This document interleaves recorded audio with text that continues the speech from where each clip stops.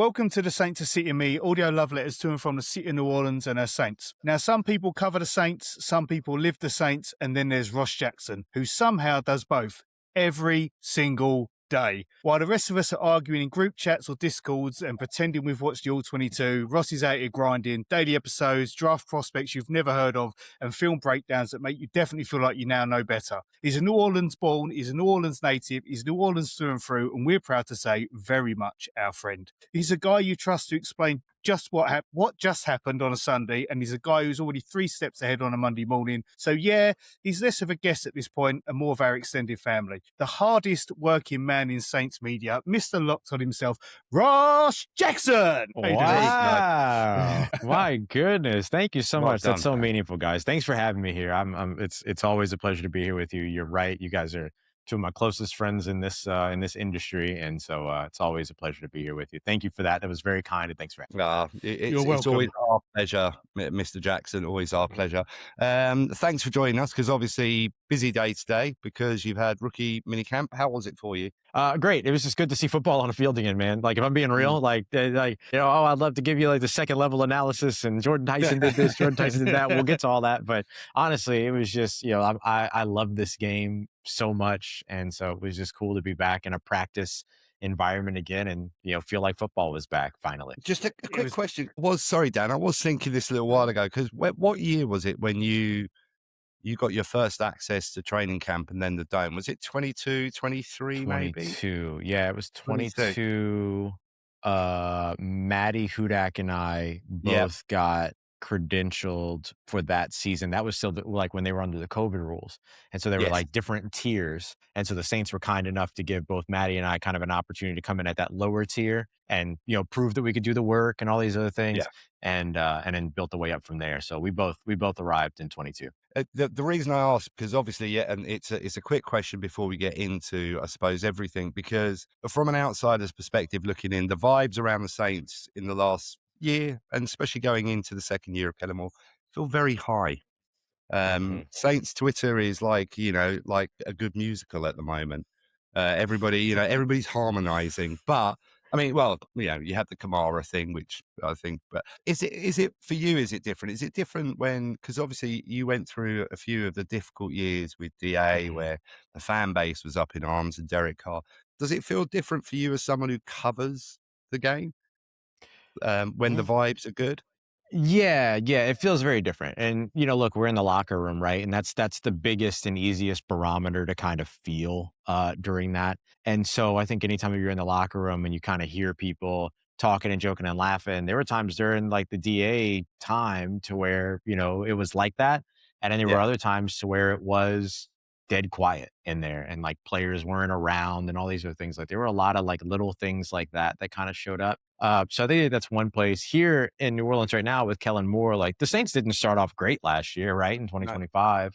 And they had sort of the stronger finish at the end of the season. You could definitely feel a difference when they were, winning games and everything towards the end, and you could feel the level of fun that was there. But I would say that even in the 2-8 start, there was that high upward trajectory energy there throughout the entire season. It just naturally got, more and more noticeable when they were winning games down the stretch and everything. And so it's not to say that, there's an absence of dynamic in terms of where it starts and how it ends and everything, but, definitely a higher baseline under what we felt so far under Kellen Moore versus kind of especially the latter part of the DA kind of era, if you will. And then I would say the other place that you can feel it too is on the practice field.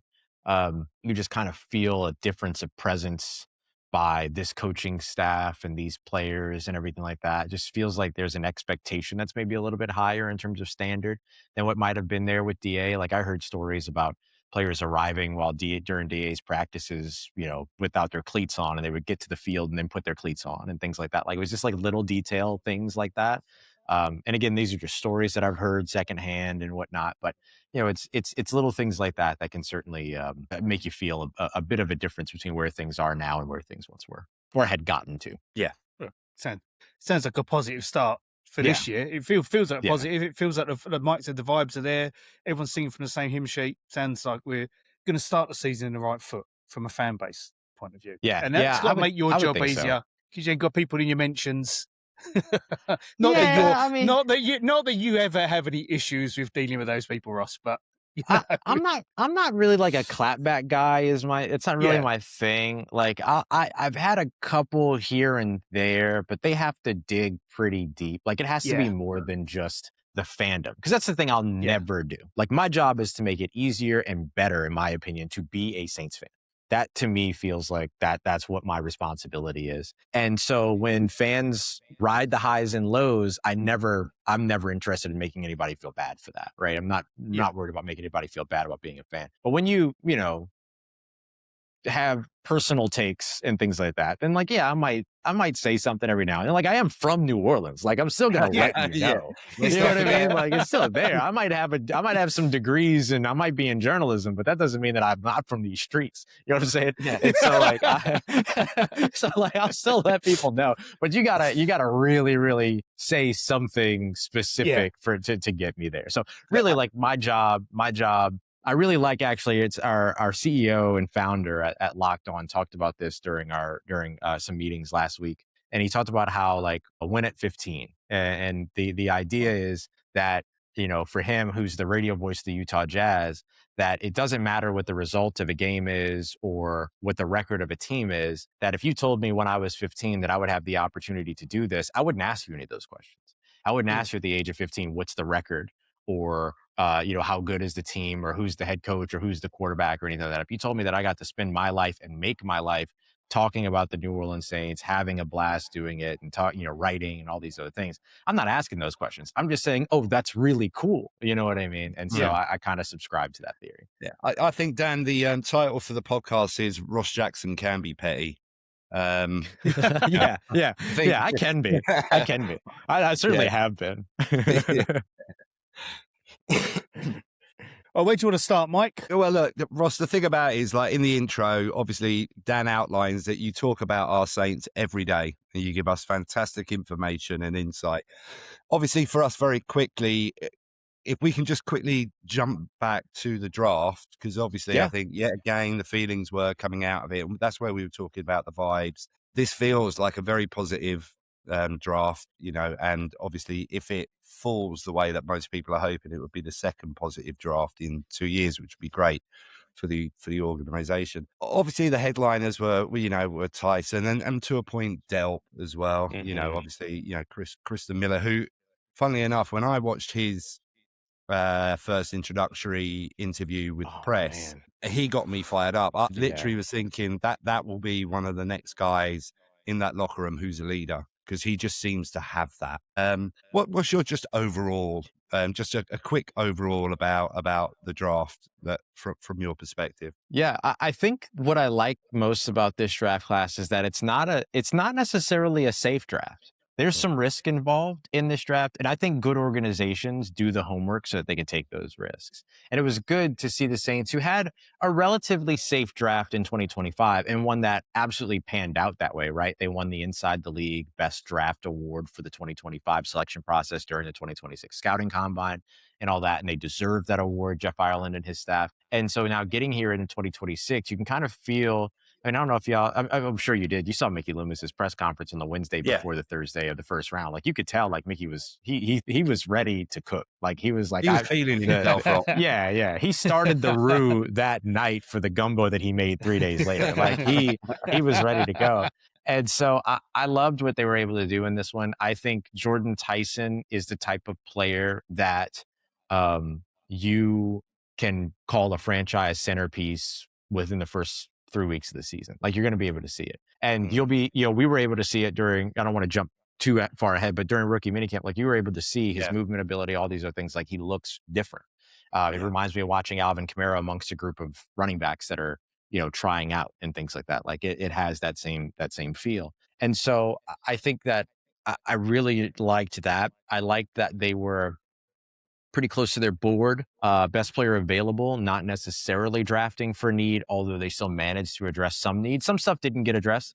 Edge rusher they traded for as opposed to drafted. I'm not fully convinced that they're done there yet. They, didn't land a slot corner. That's still work that has to be done either in-house or with an outside acquisition and everything. So was it perfect? No. Are drafts supposed to be perfect? No. And was this draft promising? Yes. It kind of reminds me, you go back to the 2017 draft class and how outstanding that draft class was. I would say the Saints' most talented draft class. We can get into a conversation another day about best draft class, and I can explain my theory behind that. But like most talented draft class they ever had was in 2017, and the draft class before that in 2016 actually pretty solid. And so it kind of reminds me of like the back-to-back years that they had there, and now these back-to-back years of 2025 and 2026, which isn't to say that 2026 is about to be 2017 all over again. But there's something about when you get it right, being able to get it right a second time gets a little bit easier, right? You can you trust your process a little bit. Yeah, it feels like there's more like there's a vision that Kellen and Mickey are on board with, whereas sometimes towards the back of Sean's time, it felt like Sean was a little bit like, I'm in my bag and let's just piss about with the draft and we'll get a developmental player that might not be what we want, but I'm confident enough in my ability as a coach. Whereas this is like, it feels like more like, right, I know I need wide receivers. Let's go and get wide receivers. I know I need defensive tackles. Let's go and get defensive tackle. He's not conflating anything. It's like, this is what I want. This is what I need. Go and get it for me. And that's how it feels to me as an outsider looking in or a fan looking. Yeah, the funny way I like to describe this draft class in one sentence is that it was a draft that went and got Kellen Moore and Tyler Shough weapons, and then every now and then looked at Brandon Staley and said, "Here, damn." They drafted 3 wide receivers for the first time as a franchise since 1989. There were 12 rounds in the draft back then. They loaded up on speed. You have an anticipated 4.4 range 40 for Jordan Tyson speed. You got 4.49 out of Oscar Delp. You got 4.34 out of Bryce Lance. You got 4.40 out of Barryon Brown, who is much faster on tape than 4.4 and everything. And then every now and then they were like, all right, here's your defensive tackle. All right, here's some corners. All right, here's a really fast 4.27 DB that, by the way, probably going to find a way to use him on special teams too. So let me get him real quick. And then so like I love the way that they went about that. And the word that you use, vision, I think is incredibly important. This felt like really the entire offseason, guys, felt like an offseason where they had a vision going in and they've had very little trouble executing that vision. Still some questions left to answer, but the vision, it's pretty clear that every decision that has been made and everything that has been achieved so far is with a through line and that vision that you referenced. Yeah. I mean, even if you look at like Dave Edwards, like there was noise well before free agency that that's the guy they want. And it's like, that was the we've worst made our mind up. secret. We're gonna get him. It doesn't matter. We'll clap, go and do your thing, and we'll bring it home. But yeah, it definitely feels like they're the intent and purpose, and they know what they want to do. Which is, as a fan, if you can see that, it makes you feel even more confident because you think, well, they know what they're doing. They know. Yeah, absolutely. Especially when you're coming out of seasons where maybe you question that, right? Like remember, a lot of Dennis Allen's tenure, the question that we were asking all the time was, how do you feel about the identity of your team? What is the identity of your team? What is the identity of this team? And it was a lot of like, we're figuring it out. It's like, how you figuring it out in week 17? Like, what you mean? Like, it was a lot of like those little things to where like you're not seeing that here. Like this team clearly has an identity, or at least one that they're trying to build, right? And they're putting the pieces down to be able to allow them to be able to build upon that foundation. Yeah, and this team's getting younger very quick. That's how about that startling as well. When you look sort of maybe 2 years ago when you used to see the average ages, and I think we were going towards the 30s, and now I think we're sort of middle ground now, which is great considering where we were, and in such a short space of time. Yeah, they were top 10 oldest last year. They're top 10 youngest going into this season, right? Yeah, and I think that tells you two things. They wanted to get younger because of the product on the field, faster, more competitive, whatever they equate younger to be. You've achieved that in terms of whatever the on the field expectation is, but then also you're establishing your leaders for the future, the Christian Millers, like you mentioned, and sort of that attitude, like you're investing into your future in terms of guys that aren't just going to be your leaders for the next 2-3 years, but guys that could be your leaders for the next 10, 12. And that's a big time mentality shift. Yeah. And it's also high character individuals as see I think that's been really apparent. Mostly. Just whenever you, especially last year's draft class, you see it, but even the bits that you've seen from this year's draft class, just high character individuals who, you know, you, obviously that's for the benefit of the locker room. But yeah, that seems glaringly obvious to me. You just got to look at the way Tyler Shough has conducted himself from the moment he landed in New Orleans to now. He's done everything right. In my eyes, he's done everything right, and he's done the cultural piece with New Orleans, ingraining himself there. He's done like the banana, whatever they're called, fit. He's just everywhere. Mm-hmm. Yeah, and I forget like for you guys, that's like, whatever the hell that thing is that they do. It's like, I just describe it as Harlem Globetrotters for baseball, right? That's exactly what we say too. You guys, you're spot on. You're spot on. But he's embraced it, and his PR guys are fantastic. Whoever's advising him and his management. Oh God, yeah. And then you see that sort of.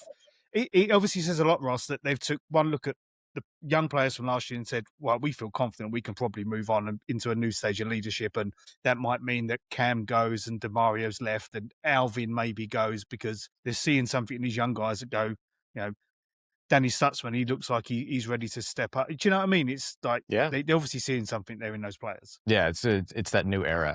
I'll give you, hopefully this can be your social media clip. I don't know, but I'll give you this. I think Tyler Shough should be studied by every young quarterback coming into the NFL about how it is to arrive in a city and represent a football team in a community.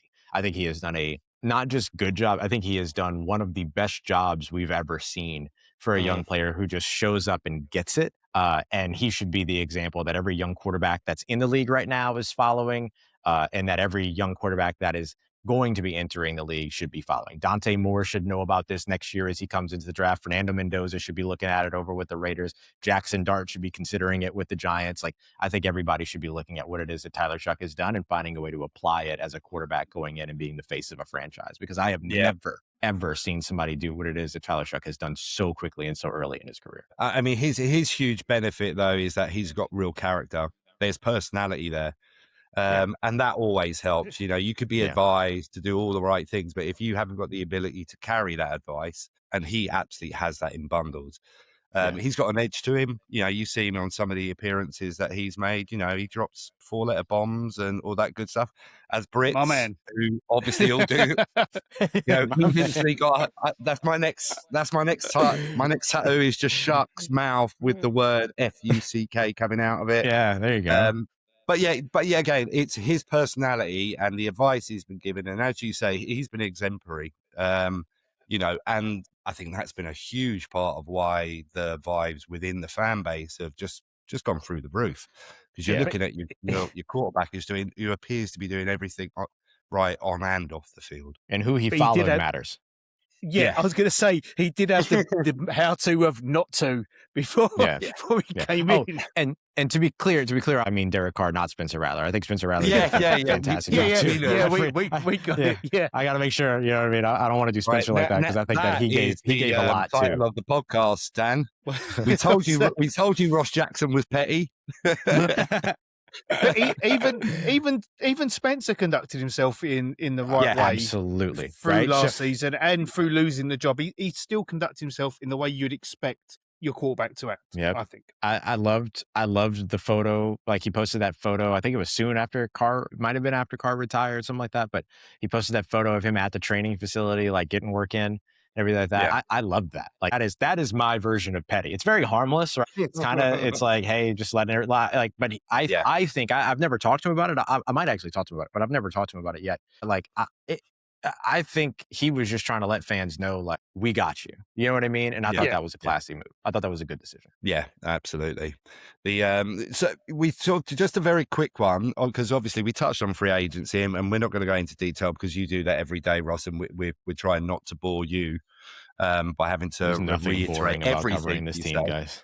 No, but it's just a very quick one for me on the undrafted free agents, because obviously, you know, a lot of fans, especially in the UK, will probably know a little bit less about them. Is there a couple of outstanding sort of candidates in the undrafted free agents that you'd say to keep an eye on? Yeah. I'll mention 3. They're mostly trench players, so forgive me, but you know, these are guys you're not probably going to hear much about until training camp and the first day of pads and all these other We things. could But list them all up if you want, Ross. there you go. Yeah. But I've got it written down in front of me. There's a show out there that might have you covered around that time, though. I'm just saying. But Central Michigan edge rusher Mike Heldman, is absolutely one to watch. Like 6'3", 250-ish, quintessential build for a stand-up pass rusher coming off the edge. 10.5 sacks last year, 16.5 tackles for a loss. This is just a guy that has developed and like showed that loyalty, right? Sticking with his program, not going anywhere, all these other things, just an awesome personality as well. So that's definitely one to watch out for. I would put offensive lineman Alan Heron on the list as well. It came from Maryland. Before that, he was at a university called Shorter University, which is in Georgia. He got that scholarship and that opportunity to go there after playing just a year of high school football in Georgia. His senior year, he was asked to try out his junior year because before that, he was living in Westmoreland, Jamaica, playing like cricket. And I'm not even saying that, like, that's legit. Like, he legitimately played like cricket and a bunch of other sports. And then got to the States, got to Georgia, played basketball. And then his teacher, who was also the football coach, because small high schools, was like, yo, you're big. You want to try out for the football team? And that was his junior year. He played his senior year and then started 46 consecutive games over the course of 4 years at Shorter for 2 and then Maryland for 2. So definitely a player to watch there. Got a big time guarantee amount in his contract as well, which shows that other teams are interested in him and that the Saints clearly believe in him. And then the last guy that I'll mention is defensive tackle out of Ole Miss, Xavier Harris. This is a tricky one because he has these arrests in his past, and they're not light situations, right? We're talking about domestic violence, we're talking about reckless driving, like we're talking about all these other types of things. And so like this is a guy that really has a chance to kind of come in and show I've moved and I've grown from all of that. And it's a big time test for the Saints culture too, that they can support him and uplift him and bring him to that place. But if he works out and if he can show that like, hey, he can fit the high character mold and he can kind of make that 180 from maybe what some of those other things might suggest about him. I'm not going to make any factual claims about him because that ain't my business. But like if he can show that he has grown from what those things suggest about him, at 6'7", 330 pounds, a defensive tackle, like that's a pretty good situation to have on the field. Kellen Moore kind of understands the benefit of a guy like that, having worked with Jordan Davis over with the Philadelphia Eagles, who I believe is like 6'6", 330. And then next to him, he had Jalen Carter, who's kind of more like the Christian Miller build. And so I don't think that's a coincidence. I think there's something there. There was a guy that I really, really loved coming out of the draft last year. He was from Buffalo. No, he ended up in Buffalo now. Deion Walker, big dude, 6'8", 340, 350 type nose tackle. I really thought he'd be a good fit for Brandon Staley's kind of odd front hybrid defense. And I think the same thing could be true of Xavier Harris. He's just got some things to prove on the not just the on-field side, but for the human being player side. I mean, I was watching ESPN's Big Board and like after he was like the top player on it from end of day 2, start of day 3, and he just stayed there. And I was just like, this guy's got to go soon. I'm awfully cliched. I always get a Lindy's draft guide and use that. And he was like the 5th. They had him 5th best defensive tackle in the draft, I think. Yeah. Like Miller wasn't even listed in Lindy's. They didn't even have him as a defensive tackle to cap for. So, massive upside if they can get him where they want to be. Like, could be huge for him. So, yeah, big time. So I'd highlight those guys. I think there's a lot of potential there. There's a running back too, C.J. Donaldson coming out of Ohio State, could be a really good short yardage guy on the practice squad in case you lose an Audric Estime, for instance, who was really impactful for the team last year down the stretch. But those trench players, I think, are the guys that maybe have the quickest paths to the roster in terms of what's available. Ross, what do you think has been the we've been positive? What do you think has been? This isn't not a positive question. What's been like the most anti-Loomis move that they've made? Like the one that just doesn't feel like Mickey Loomis, but he's gone and done it in this draft. That's a good or off season in general. Yeah, that's a good question. I'm gonna answer it here, and then like in 3 hours, I'm gonna go. Dang it! I should have said. WhatsApp will be going off at 1 a.m. Mike, I've got your answer. Yeah. Hey, can we jump back on? I think. The lack of void years on contracts.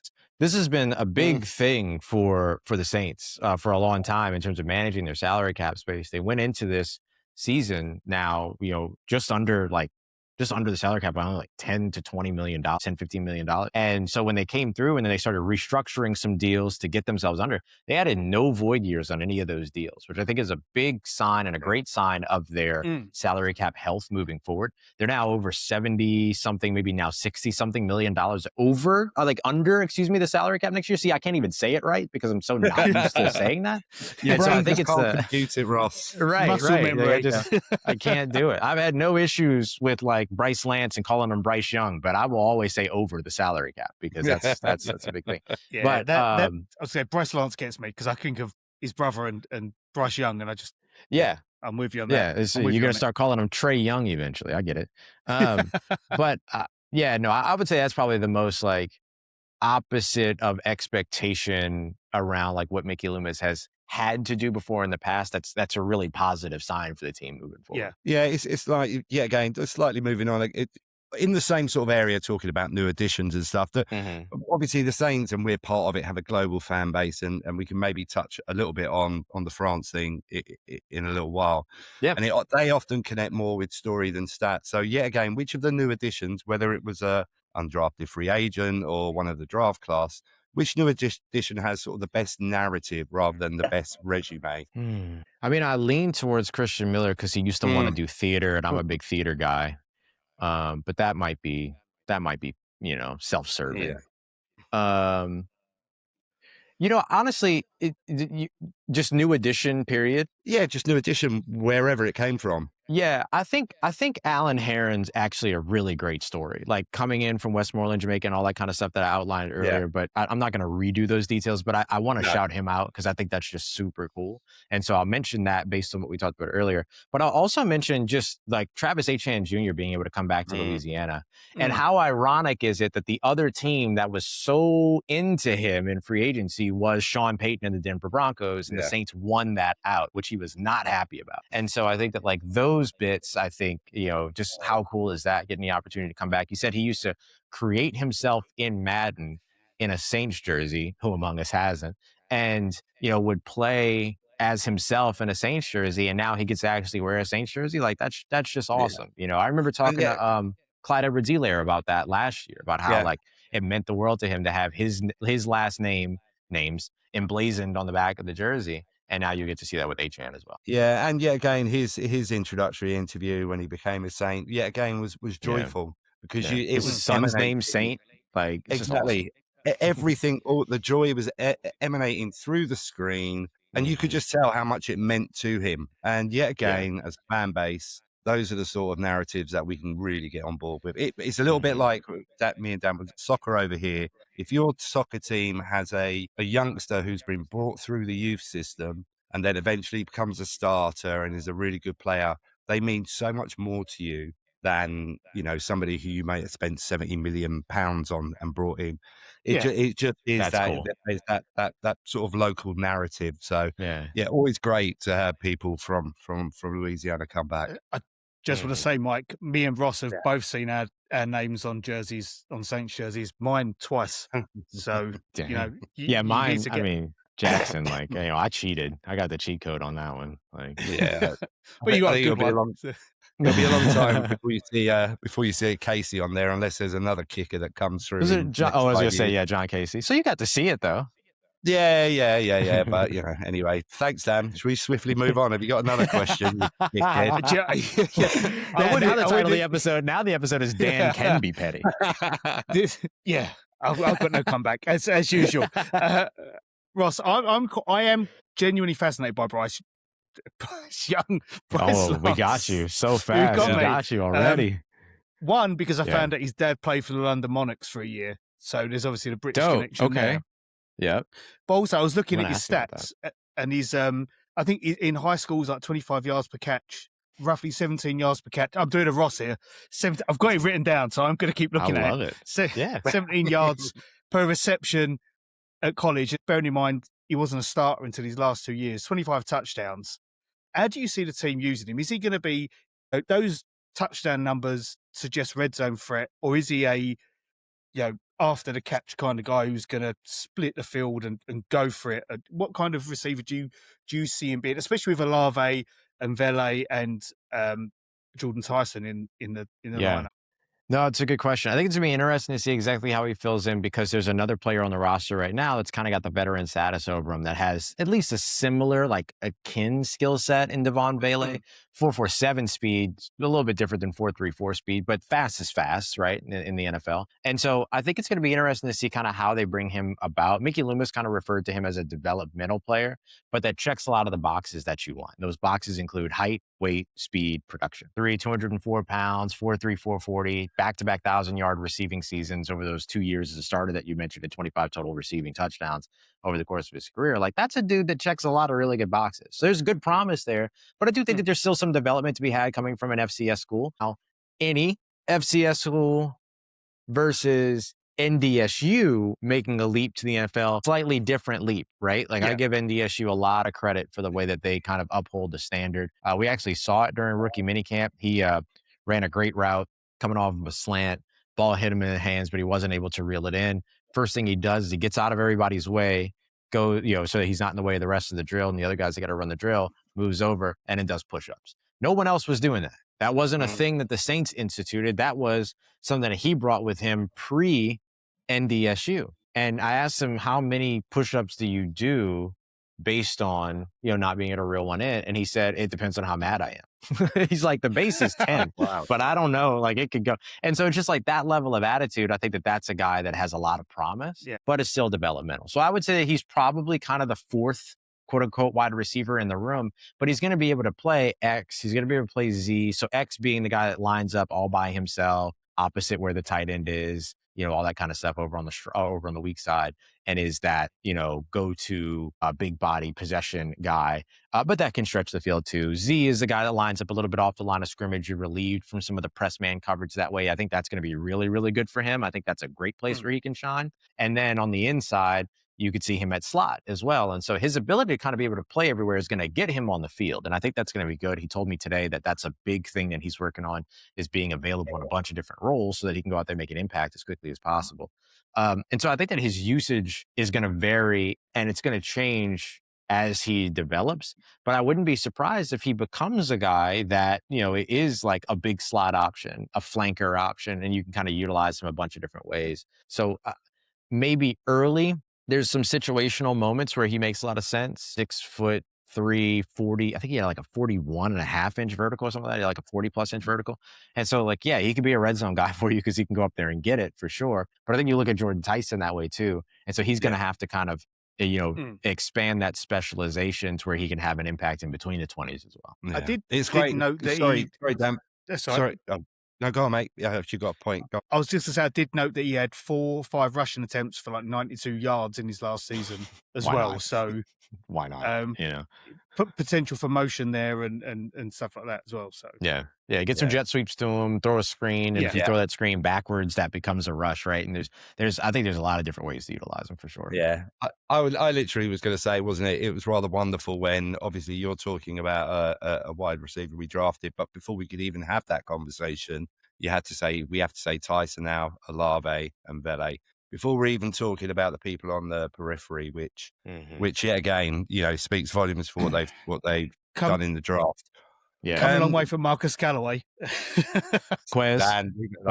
Marquez. That was my favorite. Every time somebody would say, he go Quez. Very calm. Yeah. Very nice. It's like, hell yeah, that's your name. Stand by that name. Yeah. That's why I asked Travis, how do you want, now that you're back home, how do you want your last name said? And then it made world news. And it's just like, bro, he told everybody during his pro day. He said it to Steve Smith on the same network that was tripping over why didn't you tell us sooner? He did. Yeah. That drove me crazy. Yeah. Yeah, he got the blame. Nobody else did, even though he told them what his name was. Yeah. Everybody was like, why didn't you tell us? He did. He said it. Anyway, that drove me crazy. I think before we I know obviously, Ross, you've got things that you need to be moving on to shortly. A very quick one on the tight ends. What are your thoughts on the tight end room now? Yeah, I think Kellen Moore has his future tight end in Oscar Delp. I think that's a great place to be. 6'4", 245-ish, somewhere around there. Runs a 4.49. Severely underutilized in the passing game in Georgia, but there's a couple reasons why I think there's sort of there's some untapped potential there that you get to play with, but there's two kind of positives off of that because he has all that blocking experience in that Kirby Smart Georgia offense, he has the ability to be able to kind of make that leap to the NFL a little bit easier than it typically is for tight ends who struggle usually in the protection side, which is what makes that leap so steep usually for those tight ends. The other thing is he ain't take a lot of hits while he was in college, which I think is a really, really good thing too, just in terms of establishing that longevity. So I think that the athleticism that he has and the disguise that he can bring you, I think sets him up for kind of a long run here in New Orleans as long as Kellen Moore is around. Juwan Johnson, obviously coming off of a career year, but in 2027 has no guarantees on his base salary. That can change over the course of time. And then they signed Noah Fant in the offseason, who they were chasing for like 8 months before they finally got him. Gave him a 2-year deal, but it's structured like a 1-year deal with no guaranteed base salary in 2027. And so there's something to really watch out for here in terms of other tight end options for their future, but how Oscar Delp maybe influences some of those other money decisions that'll need to be made between them. I was going to say, who do you think Lindy's pro comp was for Delp? Pro comp for Delp. Was it more of a blocking tight end, or was it more of a someone who may be a New Orleans native? Oh, was it Foster? Yeah, they had it. Oh, Foster, that's and I was hilarious. I feel like, obviously on the blocking, but I feel like from what I've seen of Delp, he's probably a bit more upside in the passing game. I love Foster. A little bit more after the catch. He's from a little bit more city. after the catch. Yeah. He's a hugely athletic guy, isn't he, for someone of his size as well? Which, if you can get that right, that could be wonderful. A very quick one, just on the sort of defense. Obviously, as you sort of touched on before the draft, it was a little bit like an afterthought for poor old Mr. Staley. I mean, he did get the second round pick. He did get the second round pick. So I don't want to. I made a joke. You were the one who sort of mentioned it, so don't come at me, son. What do you mean? What do you mean, Mike? What do you mean?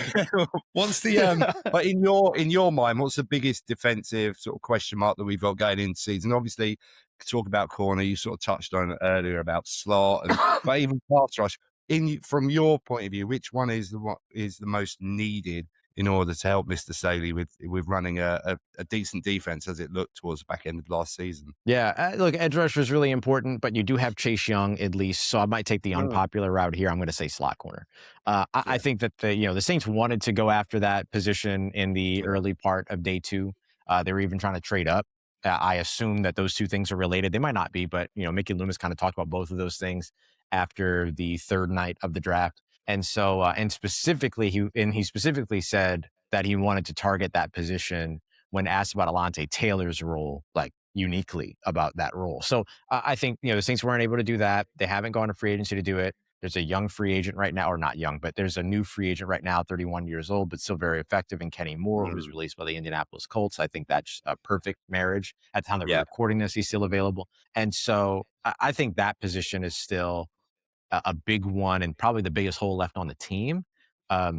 Just because you have an edge rusher in Chase Young. Right now, there's a hole where the slot corner and where Alontae Taylor used to be. They have players that they feel like in-house could potentially transition to that responsibility, but they don't have a guy that's specifically fitted for that responsibility right now. And even though they have options, they still don't have the guy, right? 2 quarterbacks, no quarterback, 30 slot corners, no slot corner, right? So you got to make sure that you get that one taken care of. I think that's kind of the biggest remaining hole really on the roster. Although there's probably some special teams things to look at as well. Have you got a question on the back end of that, Mr. Harper? Not specific on the back end. I've got one question. In the interest of time, I'm going to rejig it on the fly. So Ross, I'm going to bring it back to New Orleans broadly. So you went to Jazz Fest. Jazz Fest just taken place in New Orleans. We've been fantastic. If I had to ask you, which stage at Jazz Fest would this Saints team be playing based on what you're seeing and what you think is going to be coming? Is it the main stage? Are they at the Congo Square stage? Are they going to be in the gospel tent? Where do you see? I'm trying to bring it into the culture here. The gospel tent is a great call. On point. The gospel tent is fantastic. I loved it. Yeah. I mean, the gospel tent is made for the New Orleans Saints, right? Like that's perfect, man. But look, I'll say this: there is no bigger anything in this city outside of a pothole here and there. Nothing bigger to the city than the New Orleans Saints. So you'd have to go festival stage there, and that's the main stage. And so I think that has to be where they were, just because they're the main event here in the city. There's nothing more important than during football season than how the Saints do.